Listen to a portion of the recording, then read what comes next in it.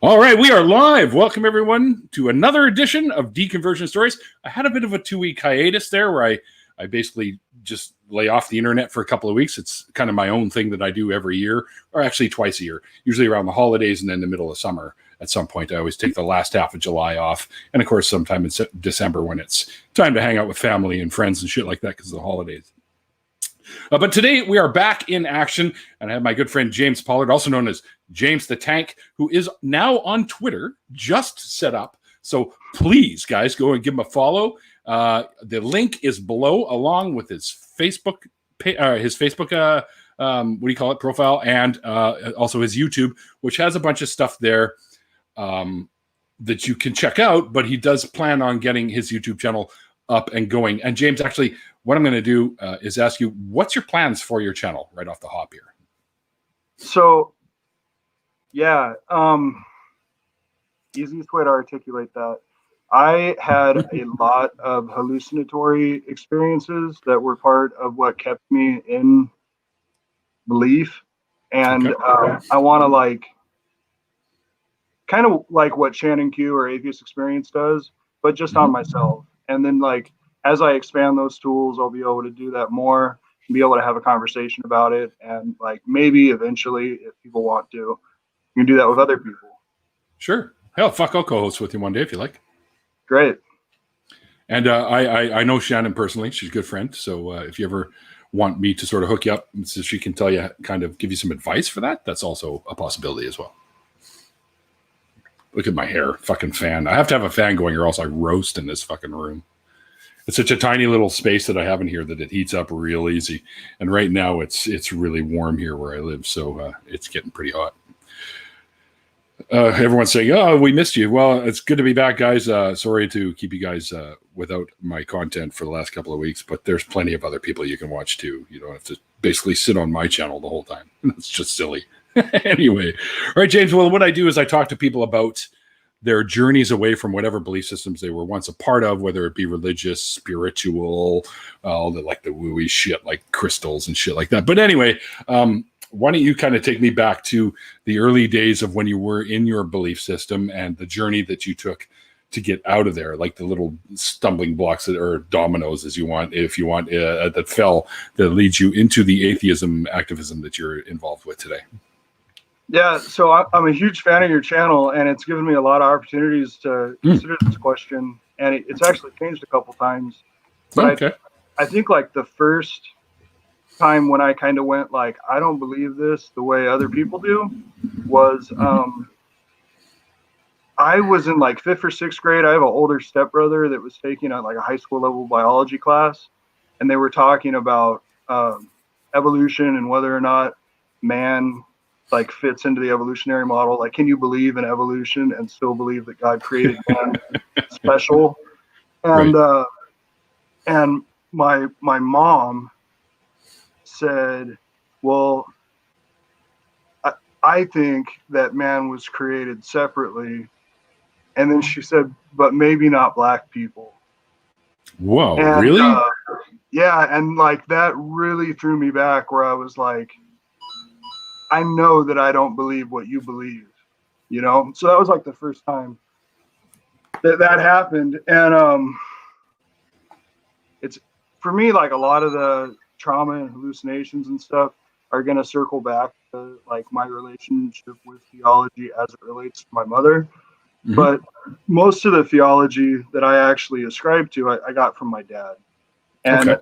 My dad had kind of a unique, I've never found it in a church perspective about theology.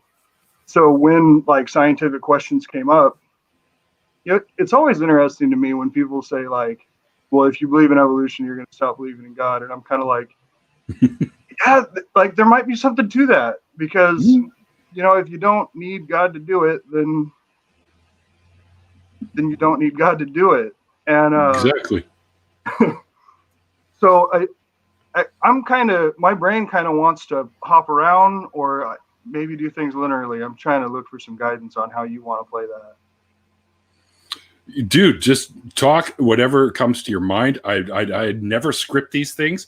I like these conversations to be as organic as possible. So whatever just comes to mind. Like you remember something, you go, oh, wait a second, I just got to go back a bit. And I just remembered something that I should say about how things went. So you start with the stuff around your dad and maybe then around your mom and how those sort of relationships evolved as these times were coming. Okay. So the church that I went to as a kid was Grace Lutheran Church. And that was Dad's choice. That was the church that he liked. My mom always had kind of a preference for like a louder, more charismatic, evangelical Baptist kind of flair. But like Joel Osteen. So like we're gonna get into her. Like we've bumped around quite a few different Baptist churches. I've attended Pentecostal churches with her. She's not super consistent either, but like she's definitely got a flair for the woo and the theatrics. Like a real theatrical church is something that she's definitely into. And my father, okay, so the basic breakdown was my father had this idea that like people put too much focus on one piece of the Jesus story. So like the miracle is that God came to earth as a human, and that's kind of like the baby story. And then the miracle is that God died. And then the miracle is that God rose again. And the God shares baptism with us. And there's all these little facets that people get really attached to. And his idea was like, when you get too attached to those things, you kind of miss the point, right? So he kind of felt like there wasn't like a real church that actually represented like a real Christianity. And I really kind of dug that because it kind of allowed me to be in whatever church I wanted to be in. And I could kind of be like one level above everybody around me, you know? It's like Dragon Ball Z all of a sudden.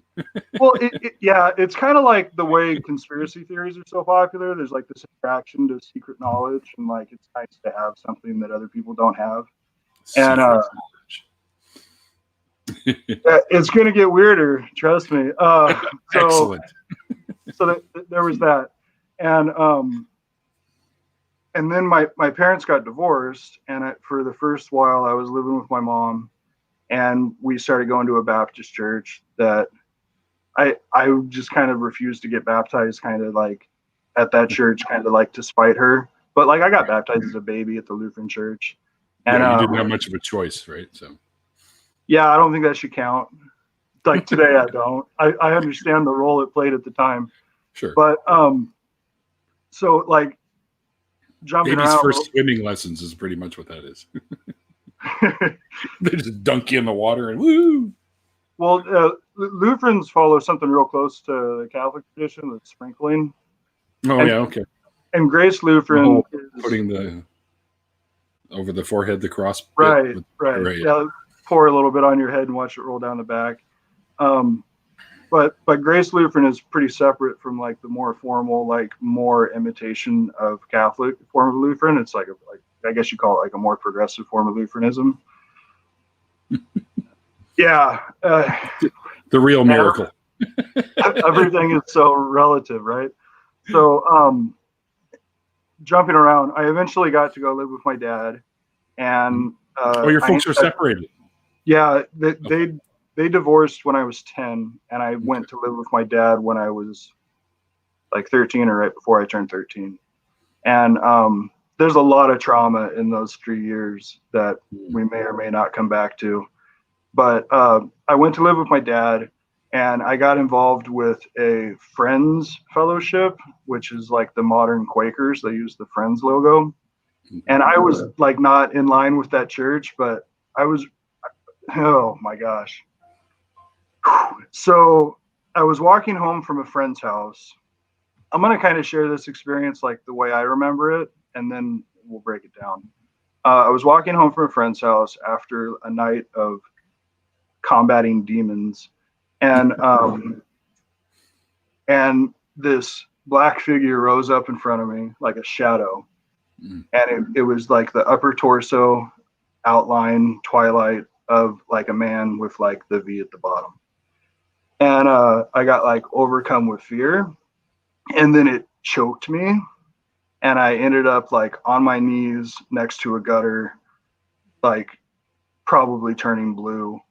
And Yeah, and I was able to murmur, just Jesus, and and then I cried for a while, and I got the rest of the way home, and I told my dad about it. I was like, hey man, a demon choked me on the way home from my friend's house, and he kind of was like, well, like tell me about it, like what happened, and his explanation was it was probably like gnats, and I choked on a gnat. And I felt like totally invalidated. But then I look back on it and I'm like, that's probably exactly what happened.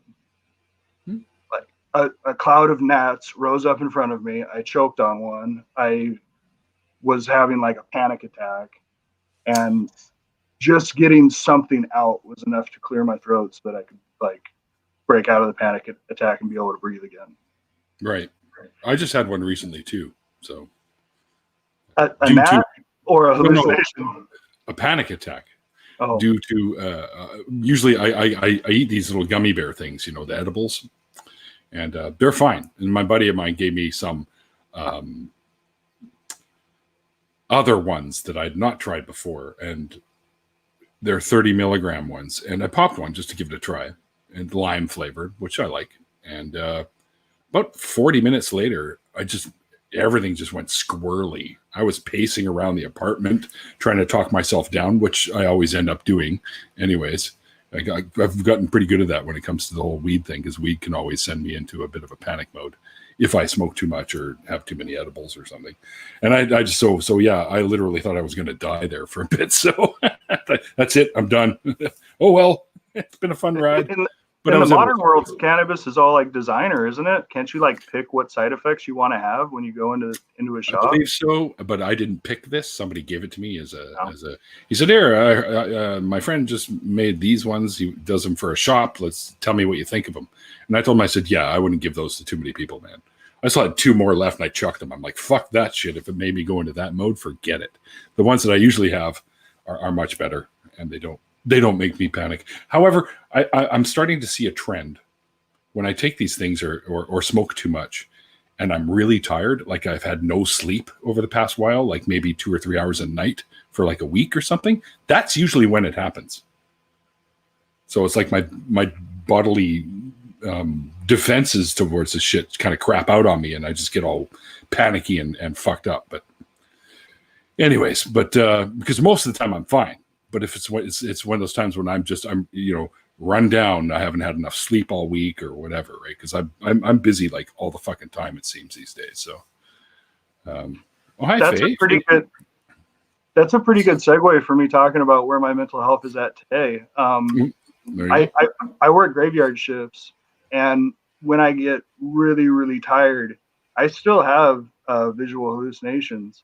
And the way it manifests today, the way I've kind of trained my brain to view these things, is I don't see demons anymore. I see like green goblins like jumping around the ceiling. But it's great because I know they're hallucinations today. I can go like my calories are a little off, my blood sugar's a little off, I haven't gotten enough sleep, I'm forcing myself to stay awake with caffeine. Yeah. And I can kind of like manage my way through knowing that like demons and goblins aren't coming to get me. Well, no, because they're not real. But and if you're seeing goblins, I recommend calling Spider-Man.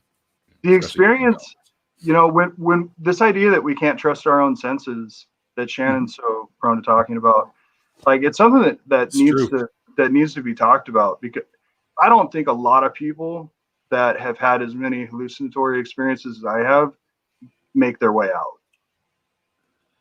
Like it's really hard when you're appealing to personal experience to be able to say like, just talking somebody out of that. If you can't trust your own eyes, what can you trust? Well, you learn to trust them to a certain degree. Yeah, and I've learned that like my senses are kind of not trustworthy. So getting into like the way I navigate life today, I've gotten to this point where I kind of enjoy being wrong or finding out that I'm wrong or getting like a new heightened understanding of something. Sure. So my father worked with the space program. He built lenses for telescopes that ended up on satellites. He helped with the corrective lens for the Hubble Space Telescope. That's when he started working in that industry. And man, that's embarrassing. I totally forgot where I was going with that. So, like I said, I work nights. I'm just going to tangent this way. Like I grew up in a pretty scientifically literate home, right? Okay. So like we always had popular science, popular mechanics. We were kind of doing the thing. And to engage in a conversation with my father about theology and science at the same time became really problematic. And this is an experience that I think happened when I was around 16. This isn't a hallucinatory thing. It's just part of my experience where we were talking about evidence for God, and he was talking about Earth being hung from the heavens. And he was like, if you look at Earth, it's on an axis, right? Like it's offset, like it's spinning around something. And I knew enough about science to be like, yeah, that's true, but it's always pointed the same direction. It's not doing this. It's just doing this. Mm-hmm. And he was very, no, you're wrong. And I was like, well, this is embarrassing because like I have a science textbook where I can show this to you. And this is why the Southern Hemisphere has summer at the opposite time of the year, why we're experiencing winter. And no, that's because of the distance from the sun. And I just found myself like, this is really strange that you're like so scientifically literate and you don't see this, you know? And then to watch him get like louder and more defensive and just kind of like going like, wow. So here we are, you know?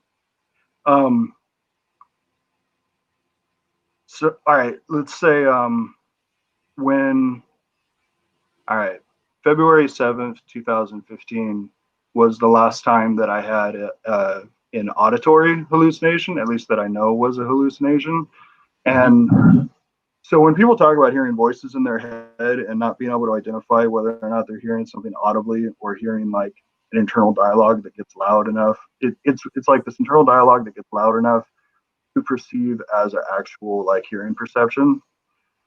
So I was struggling with alcohol dependency, and I was on my way to work in the morning. I was working a morning shift, and I was drinking on my way to work. And I heard that voice say, you know, you're not going to keep getting away with this. Like the consequences are about to get super real for you. Not all that, just you're not going to keep getting away with this. And which it's really weird to like ascribe that to God. I always kind of felt like he was kind of like meeting me where I was at. But the other thing that was happening was like I was homeless. I was living in a van. I wasn't in my daughter's life. Like life had already had some pretty real consequences. And the idea that like, and you were about to get a DUI was enough for me to be like, maybe we re-examine the way we're navigating life. But the moment I stopped drinking, and I haven't since then, I've stopped having auditory hallucinations. So the only thing that's left is the visual stuff. And that's a little over 5 years ago, you know? So it like mental health and putting these other chemicals in our bodies, like maybe those don't mesh so well. Yeah, it can be very, very much so. I think a lot of how like chemical dependency happens has to do with trauma. I got introduced to alcohol while I was going through that trauma that I mentioned earlier. And there was this kind of thing where like, as terrible as life was, if I could just get loaded, it would be okay. And that carried me through for a long time. I made that work for quite a while. So, or at least you convinced yourself that it was making it work. Right. Yeah. And like making it work means different things for different people, right? Sure, like, sure, of course. I remarried last November, but my previous marriage, where I got my daughter, I was drunk for almost our entire relationship. And like the idea of like being able to show up and be in a relationship when you're just like not there is it's really a testament to how patient she was with me. I am not going to get caught up in character assassinating that woman. So I'm gonna jump around a good bit here. There was a moment where me and my ex-wife were the problems were getting exceptionally problematic, and I had left Christianity a couple years before this, or at least a year before this, and I had kind of embraced Nordic polytheism. Okay. So that was like part of my walk out of theism entirely. And I don't recommend this. Mental health is a part of your journey out of theology. Like going from one invisible friend to dozens is like not the way for this to be a healthy process. I know, but many of us have done it. Many of us did. Yeah. So I was the experience again was I was laying in bed and I woke up to Scotty, which is like this Nordic goddess that was a giantess and was in a real problematic marriage where she married an Aesir god, and they were kind of a strong mismatch. And she's like laying in bed with me and she's like touching my face and like petting me and telling me about how difficult marriage is. And then she like eventually got out of bed and like opened my closet door, and there was like a mountain range with snow behind it, and she like walked through the closet and closed the door. It's like your own Narnia. Yeah, like all the way, right? And then I woke up. So yeah, they kind of gave away the punchline there. I woke up and I'm touching the bed next to me, and the bed is like freezing next to me, right? Wow. And like I pieced that together with her being like this snow skier, mountain ice goddess, and just everything was confirmed, right? Where I was like, man, I just had this super profound, real experience. Now I look back at that today, and I have still had sleep paralysis, and when you're not in the struggle, in the period before you're in the struggle, whatever you're experiencing feels crazy real. So like the last time I had sleep paralysis, I told my wife, I said, I think I just had sleep paralysis. And then I started telling her about this bucket of water with dead fish in it next to the bed. And she was like, babe, there's not a bucket with dead fish next to the bed. And I was like, no, there was. And she's like, look next to the bed. And that was when I had like the real breakthrough of just how real sleep paralysis can be. Of like, wow, like I was all the way convinced that really happened. But then all it took was somebody saying like, look at the evidence, and you snap right out of it. So the way those things link up and the way we can kind of walk out of them, I think is like a super tangible thing that we should be doing. Yeah, try to convince other theists of that though, because you provide evidence contrary to what they think is happening, and they still stick with their thoughts. It's that whole Dunning-Kruger thing, right? So, well, the pursuit of truth is like, if you've ever watched Evidence Deconversion Story, the Evidence with a 3 in his name on YouTube, he has a long video series where he talks about his deconversion, and I identified with his stuff super hard. But like the central message here is like, if we're pursuing truth, we should pursue it wherever it takes us. So that's right. Like removing that confirmation bias, and like it's so attractive, you want it to be real. Oh, so here, the space thing. Something that me and my dad always wanted to do was watch the International Space Station fly over. And back then they didn't have the apps for smartphones to do it. You kind of had to watch the NASA channel and kind of guess where it was going to appear in the sky. And it never worked out for us, but it was something we tried to do over and over and over. And maybe a year ago, it finally happened for me where I have the app and it timed out, and I went out in the front yard and I kind of knew where it was going to come from. And I watched this light shoot across the sky, and like all the figures really compounded for me, where here's a thing that's flying so fast that it's allowed to be in free fall and continue to stay above us. Mm-hmm. Like I understood orbit on like this new level. And part of it had to do with a connection with my father and like missing him. And part of it had to do with just like this new relationship with information of like, when you really get something, I felt that same like exaltation that I used to feel from doing praise and worship. Like Sure. the feeling of the Holy Spirit rushing through your body was indistinguishable from what I felt in the moment of like watching the space station fly by. Yeah, no doubt. So this idea that like if we walk away from religion, we're never going to have that again.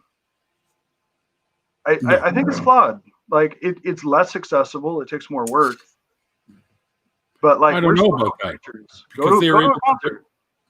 Yeah, they're able to reproduce those feelings in a lab, for fuck's sakes, right, on command if they want to. Yeah, so insert the chemical, cause it to fire, and well, they just put electrode things on specific parts of your brain. This guy has this magic, looks like a figure 8 wand that he goes over the brain, kind of thing with it, and he can literally shut off your speech center if he wants to, which is fucking scary. But anyway, he can do that, and he can make you have feelings of dread, of ecstasy, whatever he wants, just by putting this magnet over a certain part of your brain with the electrodes hooked up. Yeah, it's crazy to see. I'm going to try to reserve the Ghost in a Shell, existential crisis, simulation theory stuff for maybe an after party. Like I love that stuff, but yeah, it's a good series. Yeah, well, I mean, quality content, right? Or maybe not. It depends on if you're into that kind of thing. Yeah. I saw Ghost in the Shell probably in the 90s is when I first saw that. So, but this idea that the material universe is all that there is, and your brain is just pathways for electrons to travel on and chemicals to get dumped, and like, yeah, literal sense, yeah, but no, like all we know is what's the material universe, right? But we don't know about anything else because we can't measure it. So why even bother with it?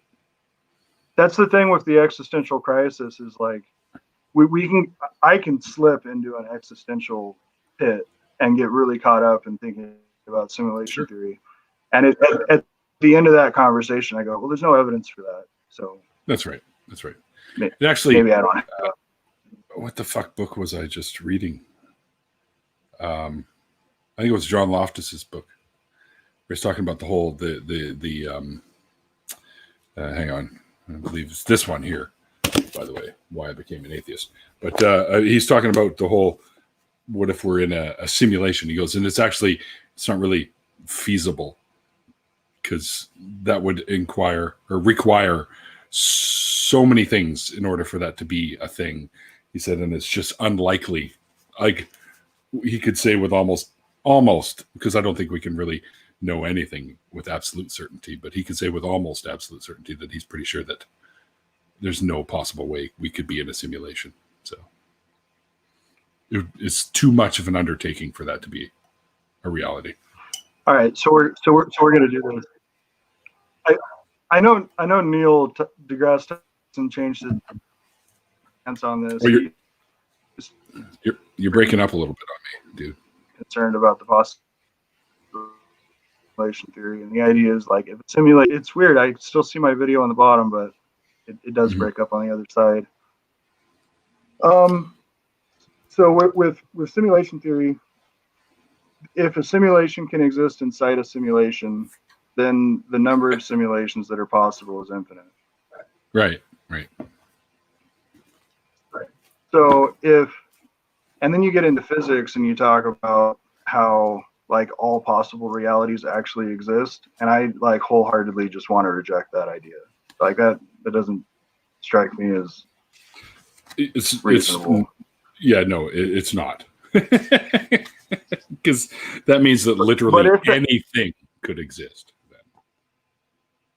But if that math is real and we apply it to a computer algorithm of like what part of reality are we playing on, you know, you could be like a genuine character in a video game and I could be an NPC in your version of the running, but in my version of the running, I'm the real character and you're an NPC. and your NPC is being programmed by the real version of you. And it's just this, yeah. At the end of the day, you just kind of got to go like, but there's no evidence for that, so I'm gonna leave it alone. That's right. Yeah.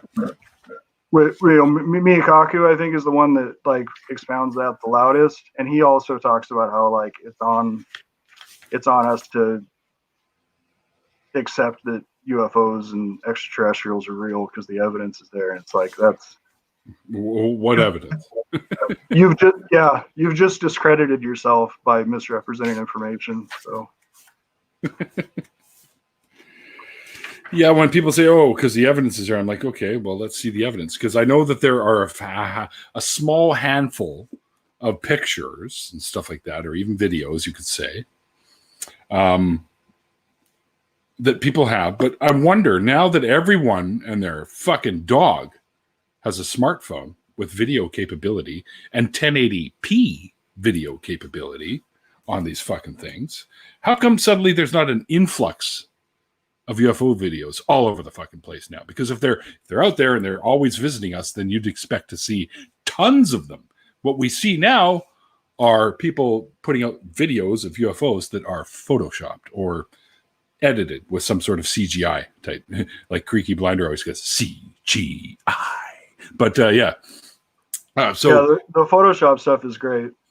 Yeah, I mean, I've seen some of these great, oh, look at this UFO we caught off the coast of Mexico, and you can totally tell that it's CGI going on there, right? But and that's all you see nowadays. But if these things are real, then we'd be able to tell just by the video footage alone. Any analyst could look at this and go, "Holy shit, that's real," but that's still not saying that it's aliens. It could be some top secret UFO or US type of craft that they're working on, anti-gravity type crafts, or super high propulsion jet, whatever type technology, right? So you just don't know. And a lot of the ones that we knew of in the past that people had taken these pictures of, these triangular shaped ships, turned out to be the an experimental craft that I'm thinking didn't even really take off, didn't even go anywhere. The TR-3Bs or something, I think they were called, which was an experimental craft that the U.S. military was working on. So the triangular craft became a lot more popular at the same time as the F-117 and B-2 were still classified. So sure, but these ones had this weird red thing in the middle of them.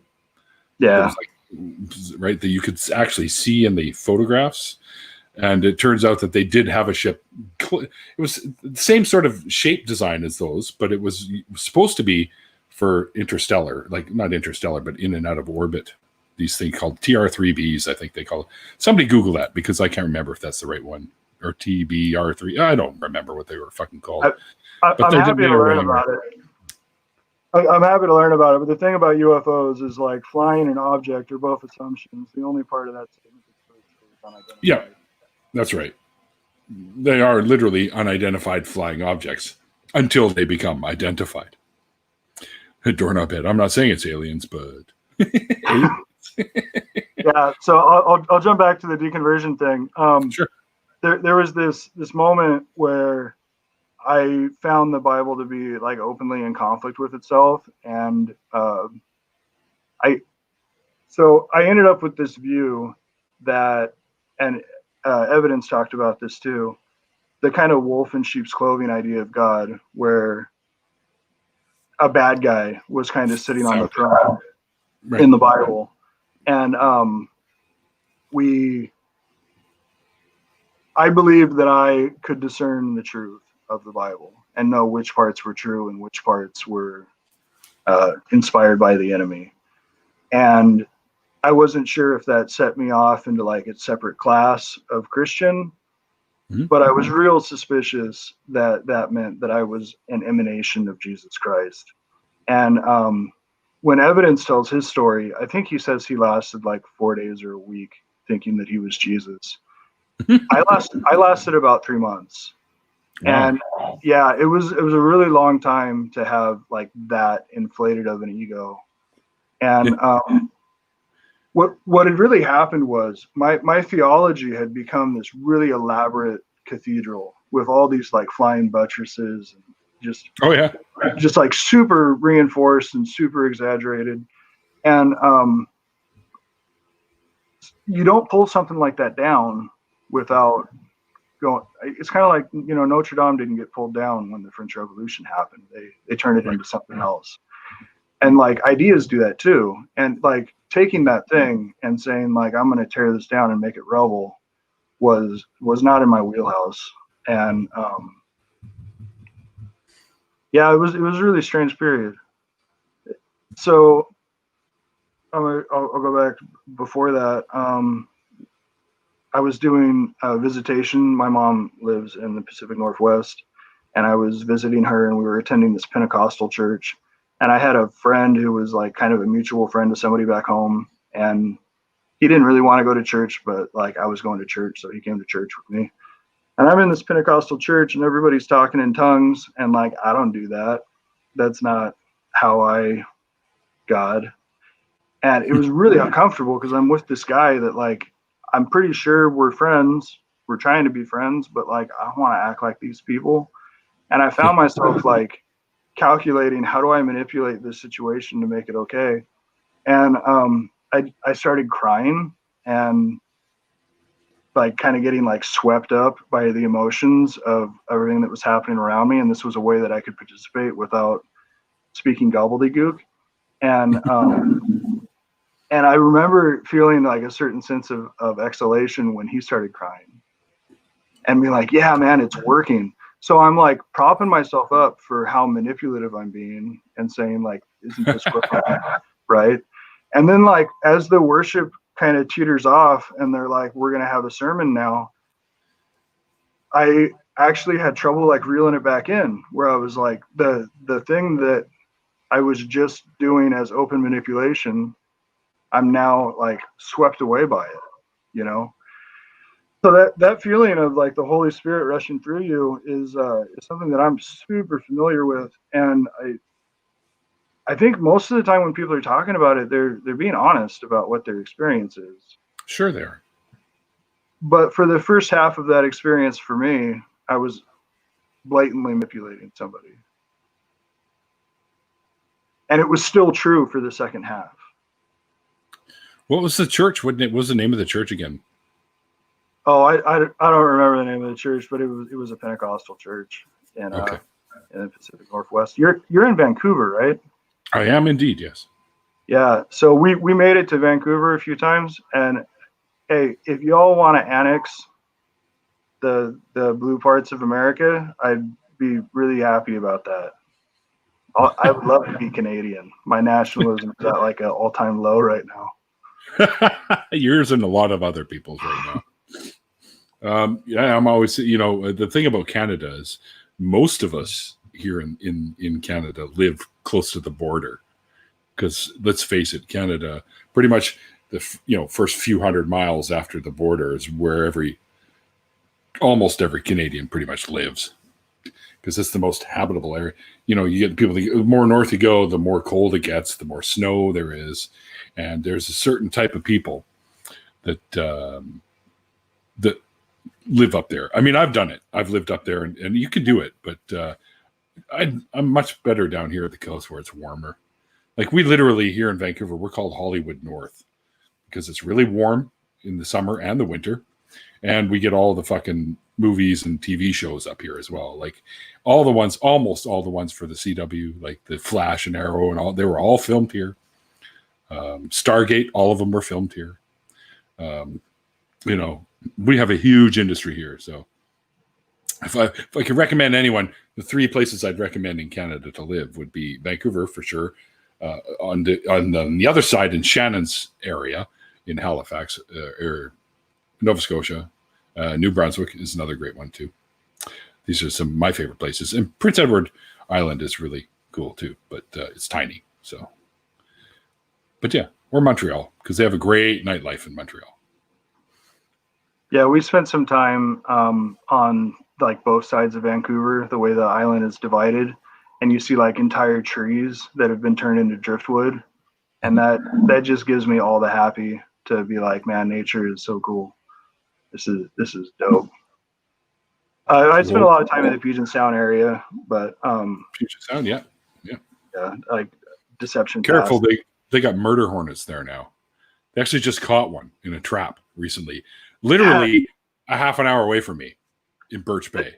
There was so much confidence that was not going to be a thing, and oh, yet, they're out there. They haven't solidified an existence here yet, but they've already destroyed 2 nests. One of them on Vancouver Island, one of them in Washington State. So, but these things they fucking move around. There's one beekeeper, I believe in Washington State, already had 2 of his hives just demolished, like 60,000 plus bees just eradicated by these fuckers. So yeah, they're our dangerous don't have to any bees defense for sure. against them. No, not like the Japanese bees who evolved to defend themselves against them. Yeah, they like overheat the hornets, I think. Yeah, trap them and overeat them. Cook them. Dire wolves. More wolves are in Canada are more dire. I don't know about that, but yeah, we've got our share of wolves. We've got something here, actually close to where I live now, where coyotes and wolves have been mating, and they have what they call coyoles, like a mixture. And they're bigger coyotes that are quite wolf-like in feature, but they're not quite the size of a wolf, and they're really. What's the word? Where they're not really afraid of people. They'll fucking walk right up to you and snatch whatever you're eating right out of your hand. That's how determined these little bastards are. And I see them walking around in the back alleys around here sometimes. Coyoles, they call them. There's a study of wolves in like subways, like these wild dogs that are like adapting and developing more wolf-like traits because they're like less socially. Yeah, they're just like devolving back into wolves. I think all of the dogs that we domesticated are Eurasian gray wolves, right? Like, oh yeah, from a couple of different species of wolves. Every dog that we now have has been, well, not natural, human selected genetic manipulation, of course, to make every breed that we know of today came from. Yeah, and I feel like there's 1 or 2 exceptions, but painting with a broad brush. That literally every canine species that we've domesticated and created ourselves came from. They can all trace their lineage back to 2 different types of wolves in that area. So, yeah, we have a Boston Chihuahua that like every night he's line up. You know, he has to swallow a food whole. He can't really chew it, and he's just. He has no fur. He's like a naked dog. And just to think that like that thing used to be a wolf is. I know. What did we do to you? Don't worry, because literally over 90-something% of its DNA is still wolf. Isn't that wild? I know, it's crazy, right? It's crazy that you and I and everyone in the chat share almost 99% the same DNA. So. Yeah, the differences become really so. Actually, over 99%. This is like kind of how we started this thing. Sub-Saharan Africans are the only Homo sapiens that never interbred with Neanderthals. So like for that view that like humanity is everybody except this group of people would imply that we got our souls from Neanderthals. Souls. Yeah, I'm kind of like tracing back to how bonkers that version of theology is. Like, it's so frustrating. Neanderthal DNA is in our DNA, whether you like it or not. Yeah. Well, almost everybody's. I think, like you're talking, sub-Saharan people, and I think the Aboriginals in Australia also have very little, if any at all, traces of Neanderthal DNA. Well, when we were mapping Neanderthal DNA, we were kind of surprised at how easy it was. Mm-hmm. And part of that is because so much of it is the same. Yep. Like literally we're just going, yep, that matches. Yep, that matches. So all hominids would do that. But it has, we look at how difficult it was to map the human genome, and that was a Herculean task. And then doing it for Neanderthals was like a hop and a skip, you know? Yeah, I get really excited about talking about like Gigantopithecus and hominids that we don't have where the common ancestors further back. Like I really enjoy that. When Cro-Mags. Yeah, and just kind of like knowing where those breaks happen and like how that is, and then like looking at evolutionary track of like where are we going, and are we going anywhere, because we're interbreeding so consistently now that nobody's genetically isolated enough to have a significant change that wasn't controlled by the whole of society. And without speciation, without those divisions, it doesn't seem. What about that tribe on the Sentinelese Island that keeps killing people that try to land there? They've been isolated from us, and there are still uncontacted tribes in the Amazon that have been separate from the rest of humanity for quite some time. So these branches of our humans could evolve differently than we could, and they probably already have to some degree. But it would require an evolutionary driver for them to actually change enough to be significant. Well, that could happen in breeding processes, because they keep inbreeding amongst themselves too, which can do mutations and all kinds of shit. Yeah, random mutations are a thing, but when you're talking about driving a genetic group into a direction, there needs to be a driver to do that. And if they're already well suited for the environment they're in, and if the rest of us aren't changing in any dramatic way, then there's no reason for a real diversion to happen. Like a meaningful diversion. Yeah, the changes in our allele frequencies as humans is minor, and it's, every few generations we'll see some sort of changes here and there. It'll happen when we start like grabbing genes and saying like, I want my kid to have this gene, when we get into like super stratified muscles and unbreakable bones and that kind of stuff. Like Wolverine or something. I don't think that may become a reality at some point, but right now I'm not on board with that, because you're literally creating super soldiers if you really wanted to. And yeah, but I'm just saying that's the way that genetic change is probably going to happen before an environmental change causes. Environmental changes are already causing mutations in human. Yeah, but not on humanity as a whole. Like we're interbreeding so frequently. Little groups here and there, depending on environmental features, right? Yeah, the lack of isolation is kind of the determining factor on. For example, the people that they figure are the only real link we have left to the Mayans that live high up in the mountains. They have evolved to adapt to a lower air, lower oxygen levels, so they can actually survive and breathe up there, no problem. Whereas if you and I were to go there and try and do exercise and run with them and climb trees and climb mountains, we would not last as long as them by a long shot. But they grew up there, so they evolved to that area to be more adapt to living there. I think you're thinking of Incans. No, these are, if I remember correctly, not Incans, but they were the only peoples alive today that we have a connection to Mayans.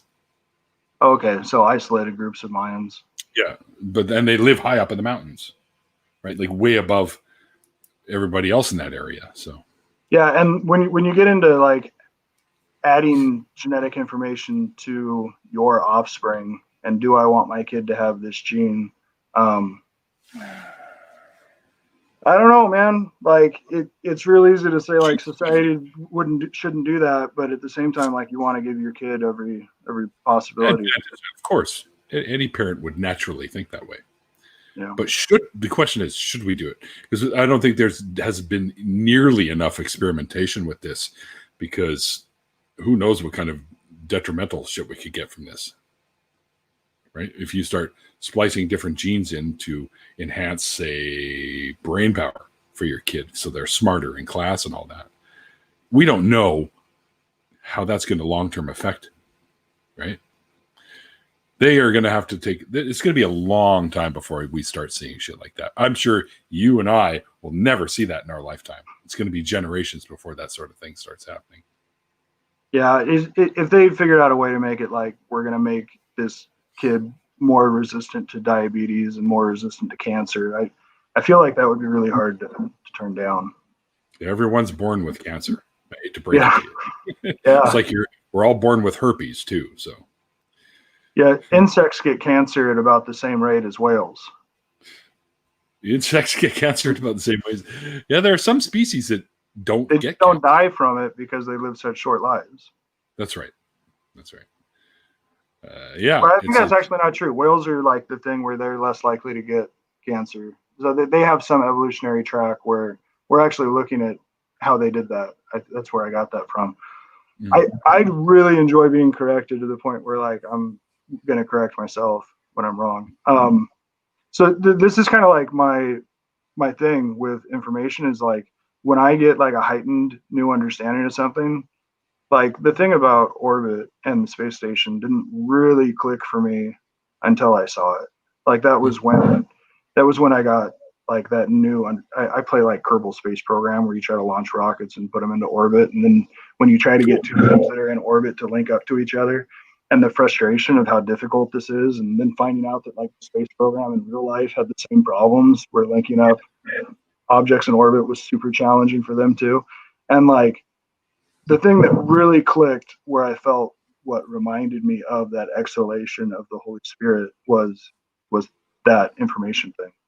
So while most people hate finding out they're wrong, I enjoy it because I hate being wrong. So once I've been proven to be wrong, you're no longer wrong. yeah, you don't have to be wrong anymore. That's right. Isn't that great? I recommend it. Right.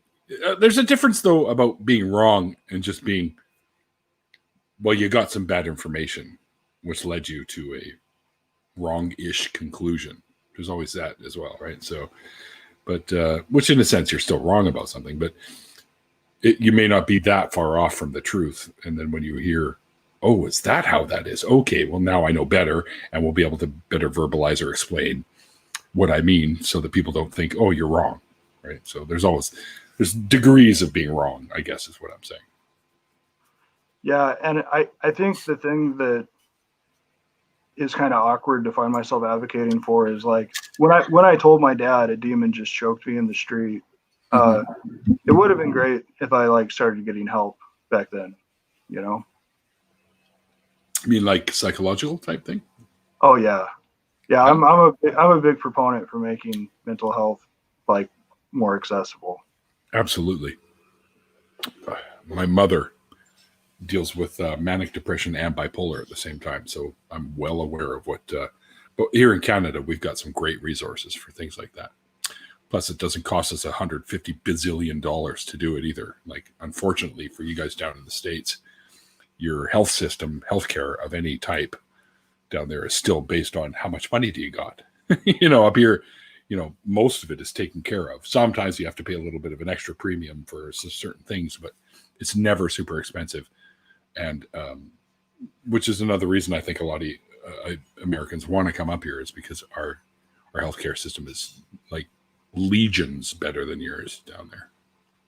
Well, it's also just embarrassing living in a blue state, and like the hat that Americans get given is super valid. Like we're an ignorant bunch. We think we're better than everybody, You're not all like that. I'll be honest with you. It's a very small percentage of you. Most of you are fairly well-educated people and actually give a shit about other human beings. And there's a small percentage of them that are like the opposite of that, pretty much. Yeah. When an American is touring Europe and interacting with people in Europe, they kind of get a pass because they're interested in cultures other than theirs. And that's fantastic. But like the caricature, you're being smart though. You're putting Canadian flags on your backpacks. Yeah. The caricature of Americans is mostly people that have no interest in leaving the States. Why would I want to go somewhere else? America's the best. And it kind of goes back to that echo chamber confirmation bias thing. Mm-hmm. For sure. And all of us have a level of it. Yeah, eliminating confirmation bias is work. Oh yeah. I find myself like if I find an idea really attractive, I'll kind of do some devil's advocate and see how well I can argue a position that I don't necessarily agree with, just to see like what kind of pushback I get. And it happened last night, and like 5 minutes into it, I was like, I don't really believe this stuff. And like, I'm not doing that here. There always has to be a point of like, we're going to keep this honest.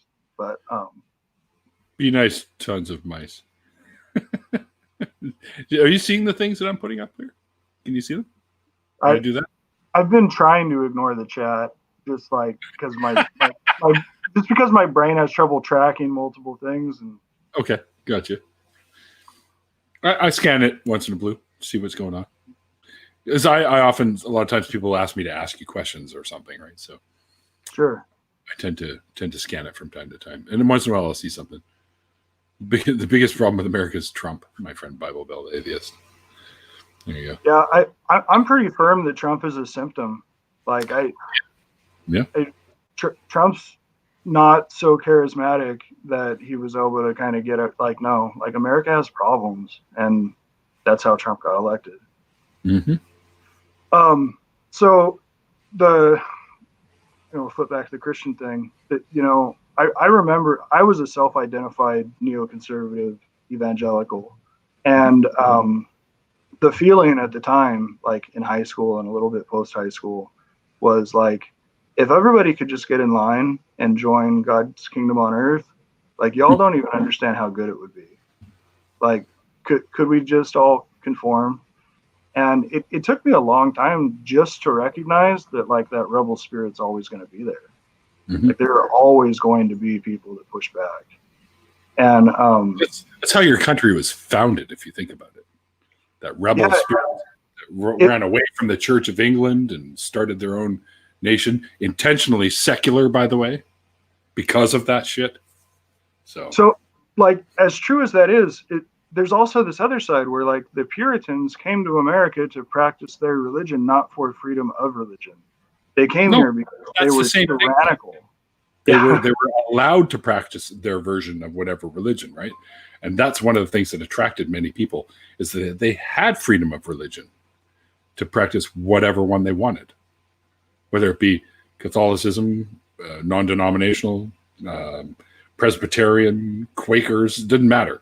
I don't think we can call it religious freedom when they're, if you use God's name in vain, they drive a nail through your tongue. And nails back then were gnarly. Stupid. Oh, I know. But I'm just saying, like, that's the origin of, that's, before America was recognized as like an independent state or anything. So like, yes, the revolution was largely inspired by, let's get the church separated. But those first people to come to America were absolutely tyrannical in their theology. They were actively creating a theocratic society. Some of them were, yeah. It goes both ways.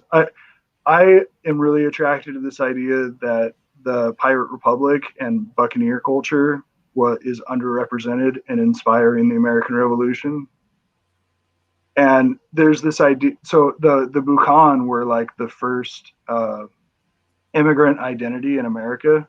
Everybody who came to the Americas still identified as French or Dutch or English or Spanish or whatever, until this Buchan culture popped up. And that was like the first immigrant American identity. And there were people that left Europe, and there were some displaced native people in the Caribbean and stuff that ended up like meshing into this culture where if you were a poor kid in England, getting away from the church and living in this kind of free society where you just kind of lounge on beaches and drink rum, and the church isn't around to tell you who to have sex with. Like that was a really attractive idea. There's this ship called the Bachelor's Delight that like I think was originally a slave ship, and it's kind of they kind of represented themselves as like creating sex slaves out of the people they captured. But like, there's a really good argument that what was actually happening was it was an all gay ship where it was just gay pirates, man, like whole new level of butt piracy. So butt piracy. Well, and like, if you wanted the church in the New World, you could find it. right? Like the church still Of course. in the New World. But if you wanted to get away from the church, there weren't that many places to go. And living in one of these backwoods communities or just living, on ships and stuff was like kind of the OG of breaking away from theocratic systems. And then Blackbeard does his blockade of Charlestown with like 3 ships. Mm-hmm. And like England's like, yeah, we don't really care. Like y'all are just going to have to deal with it. And then they had like the Black Flag Republic in Nassau. And I think Americans like saw that and they were like, maybe we try this experiment with freedom. Like maybe we do it like on a bigger scale. Because didn't the English super cool. Yeah, for sure. When you were talking about the pirates and stuff like that, and didn't the English end up hiring when the Spanish fleets, the armada of ships, were trying to take over all of Europe and stuff like that, and heading over to the Americas at that point? Didn't the Queen at the time, I think it was Victoria, didn't she hire pirates to be part of her armada to help defend against these fuckers? Yeah, there was an outsourcing of the military into they call them privateers, and they were individuals who were kind of given military license to. Right. They're like augmenting their formal. And of course, military. afterwards she betrayed them all. So she ended up arresting half of them or some shit.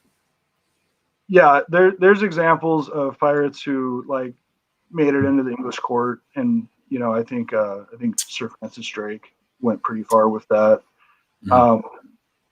But like part of what it has to do with is like your formal navy was designed to sail in lines and barrage other navies, just like there you go.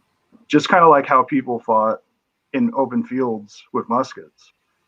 So if you were going to commission an individual ship to do something, they didn't want to use their formal navy to do that. So they just kind of let private mercenaries do that for them. Yeah, our chat's filling us in on the privateers. My friend Irish Swede was saying that. Yeah, so I'm assuming he's going to join us in the after party because he survived heart surgery, so he likes to get into every after party he can with me.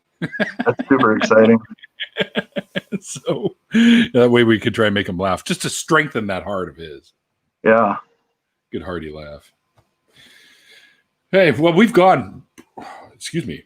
Huh, how rude. We've gone over the hour, my friend. Was there anything you wanted to touch back on the deconversion thing before we swap over to an after party? What's your relationship like with your family now, since coming out as an atheist? Yeah, my father died a couple years ago, and I was already kind of dipping my toes where like he didn't know about, but like we kind of stopped talking about religion before he passed, and that I miss the guy dearly. He was flawed. He was flawed in a lot of ways, but he was a great father, and he had a really kind of advanced theological framework that I think kind of deserves more respect than what most people kind of blindly fall into. Right. My relationship with my mother is not great, but most of that revolves around politics. When religion gets brought up, all I kind of get is the parting jab of like, you used to have such a strong Christian spirit. Which means no. Yeah, like she doesn't want to talk about like why I'm not anymore. Really? She's not even interested. Or is she possibly afraid that you might start convincing her to walk away? I mean, when you're like really into accepting a model of reality, mm-hmm. you don't really want it challenged, and I think I understand that. And like my hope of having a relationship with her kind of revolves around like setting up boundaries. So if she doesn't want to talk about religion, then we don't have to, because that's the point of contention for us. Fair enough. The politics thing is super toxic. It's like really hard for that to not get in the way. Yeah. It's like the only way she's engaged with me in the last like months. And really, your political beliefs is the only way she really. Yeah, like just talking about how like Democrats started the KKK, and I'm like, what? well, I mean, it's technically true. Southern Democrats. I know, but it's just bizarre. Like you're totally obfuscating the truth of what's happening here. Mm-hmm. Yeah. Black Lives Matter. Hey, that's right. And these people, and I've had friends that have said it. Oh, all lives matter. Yeah, no, all lives matter when Black Lives Matter. Then all lives will matter. Also, First Nations or Aboriginal peoples' lives matter, because there's another group of people that have been shit upon by basically us white conquerors. A real obvious counter is we get caught up in like whether or not you support law enforcement. And it's like, well, how about all jobs matter? Like, why aren't we defending grocery workers and teachers? Who are out there right now during the pandemic, making sure we get what we need? Same with nurses, doctors, anyone in the first responders. These are the people that deserve the praise right now. As a matter of fact, every day at 7:00, it wasn't not as loud as it used to be, because things have kind of calmed down. We've actually flattened our curve here in BC. There's been a few new pandemic uprisings, but not very many. But every night at 7, you'll hear people out there cheering on the nurses and the first responders and stuff like that every single day. And they've moved the 9:00 gun to 7:00 just for that reason. They'll fire it off at Stanley Park here in Vancouver to recognize that these people are out there risking their own health to help everyone. So they fire like a mortar or artillery or what? It's not a real cannonball, but it's basically it's like a what do you call it? Like a gunpowder pack that just makes the noise. There's no real there's no shrapnel coming out of there or anything, but yeah, well, you can fire a cannon without putting without putting a ballistic in it. So you're just blowing up powder. I used to do a lot of like Renaissance Fair type stuff, and you could load a cannon without putting a shot in it. That's a great name, Educator. But I don't know what this means. If she isn't trying to save you from eternal torment in hell, then she doesn't believe in it. Yeah, I don't disagree with that idea. I think if people like truly believe in this stuff, for it to not dominate their thinking and just their constant drive in life, it's kind of an indicator of them not believing in it. Because if it's a drop in the ocean, if this life is a drop in the ocean and nothing else matters, then how could you devote your life to anything other than that? Right, exactly. Is that who was it? I can't remember who said this, but you're here, and that in and of itself is like a 1 in a bazillion chance that you made it to this stage in the universe's life. You are now a life form in this universe. Enjoy it while you're here, because the chances of that happening are exorbitantly huge. So that's why I try to live my best that I can every single fucking day. I try to make people laugh. I try to have a good time, drink a few beers, smoke a couple doobies, whatever. And I am enjoying my life. And, the trick is, folks, especially when it comes to things like alcohol, drugs, stuff like that. Although marijuana has already been demonstrated as not being really addictive.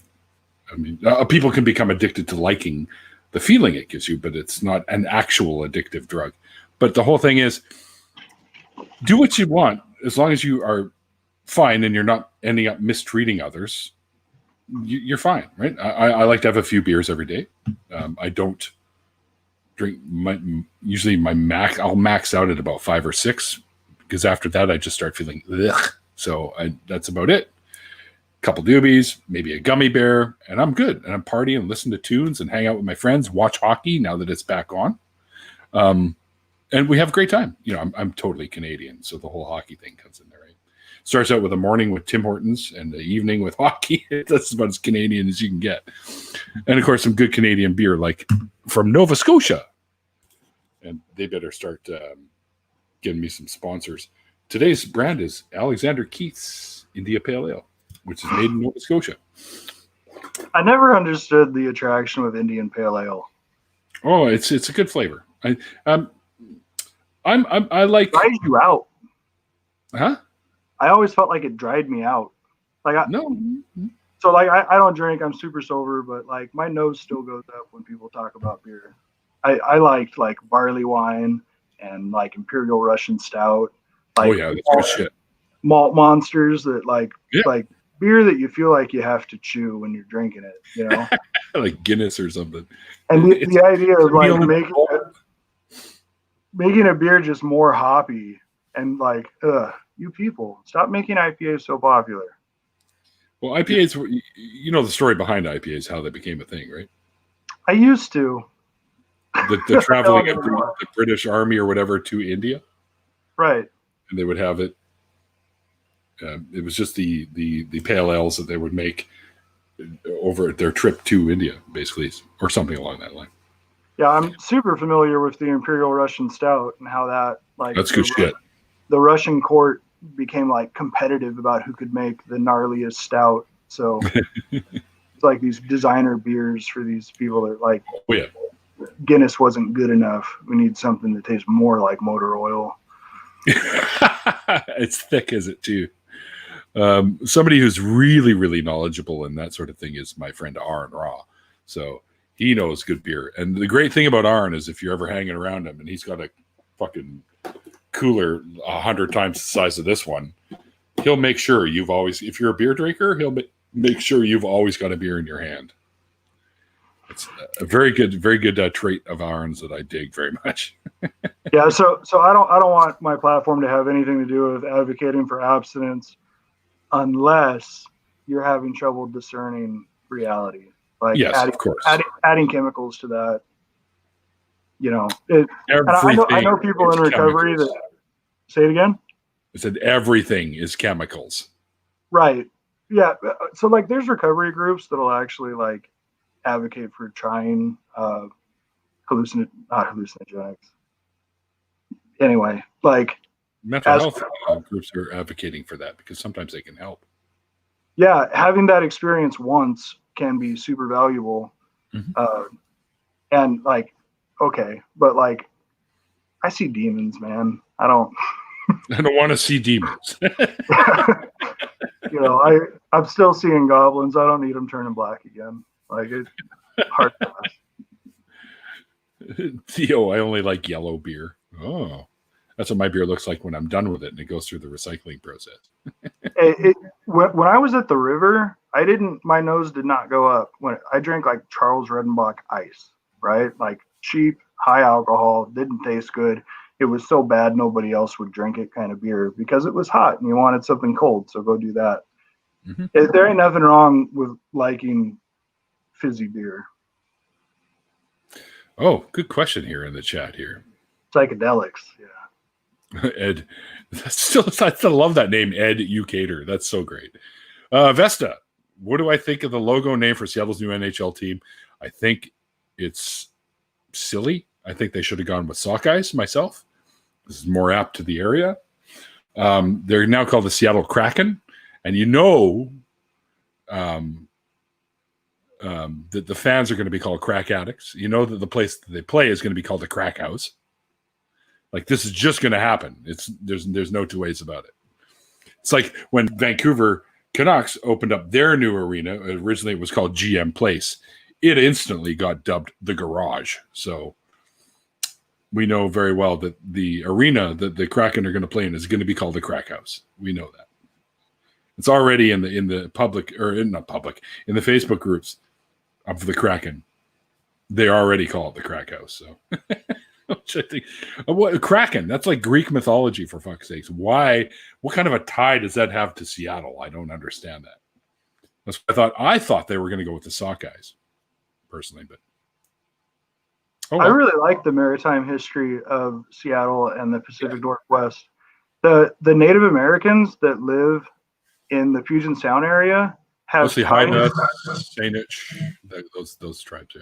Yeah. The only name I can remember is Cooney, but like that whole amalgamation of tribes have ties to Polynesia, which is wild because you would think that like if a Polynesian landed on the mainland North America, they would probably end up integrated into other tribes. But when they got to the Puget Sound, they stayed on islands and were able to remain isolated. And their culture and their architecture looks the same as the tribes that are on the mainland because those are the materials they have available. But their linguistics and their genes are Polynesian. And I was just like, that is so cool. Every single First Nations groups that are here in North and South America all came from the same original peoples that came across the land bridge. Right. And Polynesia is kind of a trip because it goes from Africa to North America all the way down around, and then it shoots across the Pacific, but then it also comes back across the Pacific. Oh, yeah. Polynesian has some cross stuff with Southeast Asian, which is like super cool. I'm like, I don't want to be the guy that culturally appropriates, but like, I love Polynesian culture. It's so cool. Like, I had a lot of like Samoan friends like in high school, and like we used to have like boxing clubs, and these guys hit so hard and smile while they're doing it. They're just like super fun and friendly, and like their food is bomb. Like yeah. I love food in general. Well, James, we've gone an hour and 16 minutes, so that's pretty good. And Velocilobster shows up now. Good timing. I saw one question that I want to answer, asking if I could feed the goblins French fries. I have not interacted with the goblins in any way. And to be fair, the only interaction I ever had with demons, other than the one time I got choked and some stuff with sleep paralysis, the only interaction I ever had with demons was just chase them out of a room. Like I didn't have conversations with them. Yeah, except they weren't real demons, so you're good. Yeah, there's a framing happening here. So the internal dialogue thing, when somebody defines God as like a meaningful internal dialogue, dope. Because it's internal, right? It's when we start ascribing that to an external thing that it gets messy, and it only really gets messy if that thing that we're perceiving as outside ourselves is telling us to do evil shit. So, like, I don't particularly have a problem with somebody who has a meaningful internal dialogue that they misperceive as where it's coming from, if it's just helping them be a good person. Mm-hmm. It has taken me time to get there. But oh, yeah, for sure. Today, I'm trying to mellow out. It's hard to, like, you want to combat theocratic dominionism and also get along with people. All right. Well, yeah, which is always good. It's always good to try and get along with people. Now, it's not always going to happen, as we all know, but do your best and do your damnedest to make sure that you can be, amicable with other people. Hell, when I co-hosted Talk Heathen, I was actually kind of surprised at some of the callers that called in for that show when V and myself were hosting. And I thought we had a pretty good show that show. We got along really well with the callers. We had amicable discourse with them. They were, pleasant, and we were being as pleasant as we could be. There's a couple of times where I kind of flew off a little bit, like, shut up, dude, because you can't, you take DMT, and that's not reality anymore. We had this one guy calling in about that. Also mute Oz. Velocilobster, he's part of the TART, the Atheist Roundtable guys, who I'm working on having them all on my show one at a time. Had a couple on, Murder Shed Steve and on Oz so far. Good guys, great guys. But anyways, James, let's jump into an after party. We can carry on these kind of crazy ass conversations in the after party because I love this sort of thing. These things get your mind going, and I think that's awesome.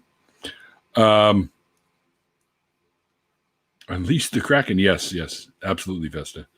We'll see. I'll probably end up being a fan of them because it's the next more local team to Vancouver is Seattle. So, and I've always been a fan of the Seahawks and the Sonics when they had a basketball team, and of course the Mariners. Anyways, because we don't have a professional baseball or basketball team. We used to. We had the Grizzlies until they moved to Memphis. We've never had a baseball team except for the Vancouver Seas, which are AAA, I believe, or AA, one of the two. I can't remember. Anyway, James, thanks for joining me, man. It was a lot of fun chatting with you. And I love the shirt you're wearing, by the way, a giant skull kind of thing going on there. Just a Halloween shirt. Is it? It's okay. Halloween's always around. Always good. I'm always about Halloween, as you can see. It's always. Let's quote Hitchens and pop over, man. Quote Hitchens. Oh, yeah. Okay. I see what you're saying. I'm like, what? Okay. I get it now. Well, James, it was great having you on, man. I had a great time chatting with you, and we're going to have some more fun chatting with some of my friends if they want to join us. Velociraptor, I kind of hoping you might want to join. Of course, IQ will probably join. I know Bible Belt Atheist said he'd like to join. So if anyone would like to join, let me know via either Facebook Messenger or Twitter DMs, and I'll give you a link and you can join us in the after party. Don't forget to check out James's links below. He's got a brand new Twitter account. I was his first follower. I beat you bastards. Anyway, no, I'm just kidding. You're not bastards. You all know who your parents are, but for the most part. So let's well, I hope so, but let's get into this. Definitely send me a message if you'd like to be take part in this. I forgot what else I was going to say. Shit. If you dig what I do here on the show, there are multiple ways you can help out the show. So check out those. Hey, Zhao, nice to see you. It's always, he always comes in at the end. Yeah, but dude, the time zone you're in, it's tough to, you got to get up early. Zhao's in China, so it's really early there right now. Plus he's in the future. So tell me the lottery numbers, Zhao. That way I can never mind. Anyway, until next time, guys, like I always say at the end of these things, like the late, great Christopher Hitchens once said, it's called faith because it's not knowledge. And we will see you guys next time. Good to be back, by the way, guys.